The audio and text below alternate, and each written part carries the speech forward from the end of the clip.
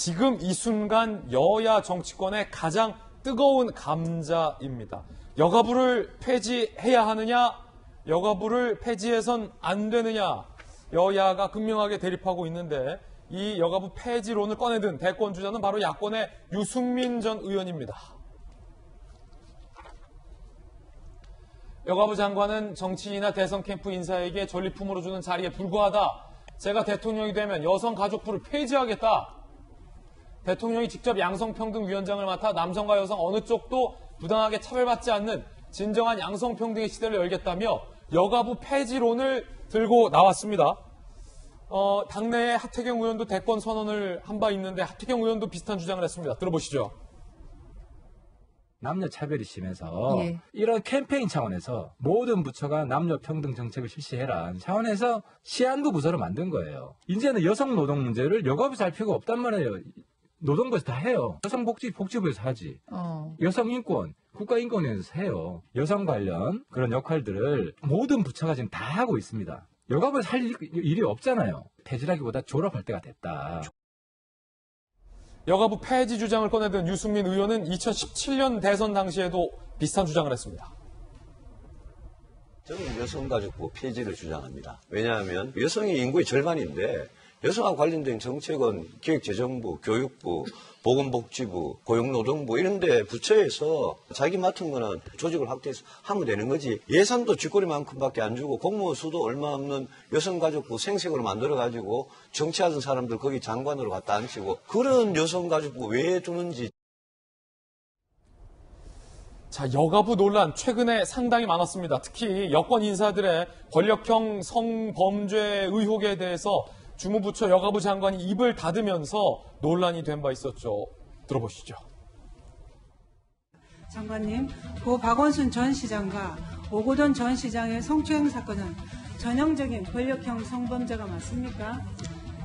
저희는 아직 수사 중인 사건이고 장관님 그에 대해 견해가 없습니까? 지금 수사 중인 사건으로 알고 있습니다.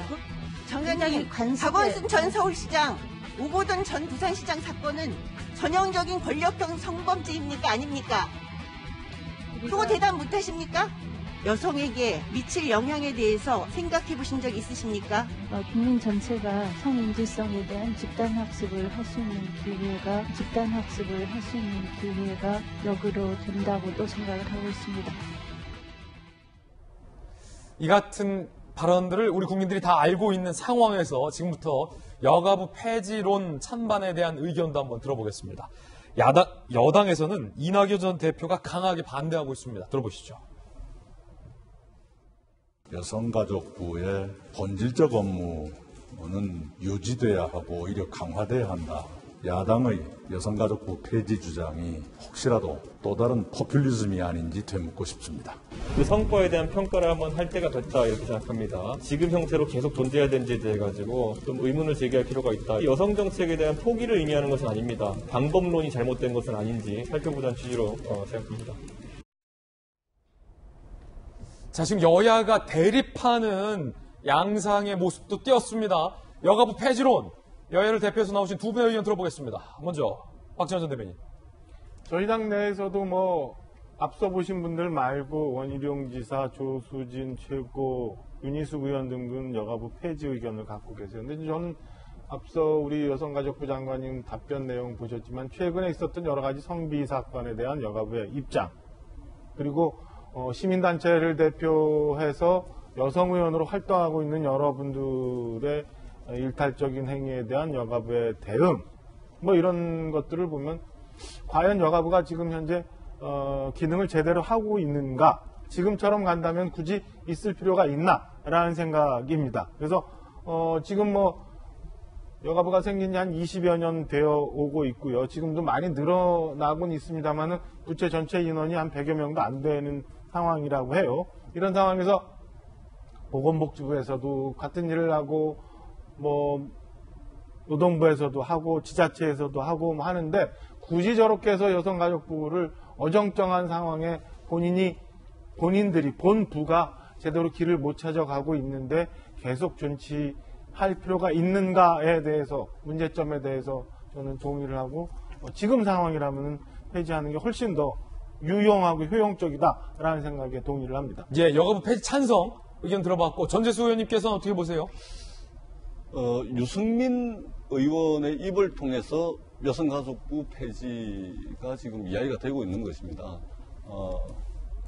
저는 유승민 의원께서 그러니까 이번에 사실상 이제 대통령 선거 마지막 도전이라고 보여지는데 그러다 보니까 이제 낮은 지지율에서 뭔가 이제 아무리 좋은 공약을 해도 이 주목을 받기가 사실은 어렵습니다. 그러다 보니까 굉장히 자극적이고 굉장히 세고 그다음에 뭔가 논란을 불러일으킬 수 있는 그런 공약을 해야 이 국민들이 관심을 가져주는 거거든요. 그런 측면에서 저는 여성가족부 폐지를 말씀하신다고 그렇게 받아들입니다. 그리고 유승민 전 의원께서도 아마 조곤조곤 대화를 하다 보면 여성가족부 폐지까지 강경한 또는 이제 극단적인 생각은 아닐 거라고 보고 다만 이제 선거 캠페인의 전략상 이제 화두를 던진 것이 아닌가 보여집니다.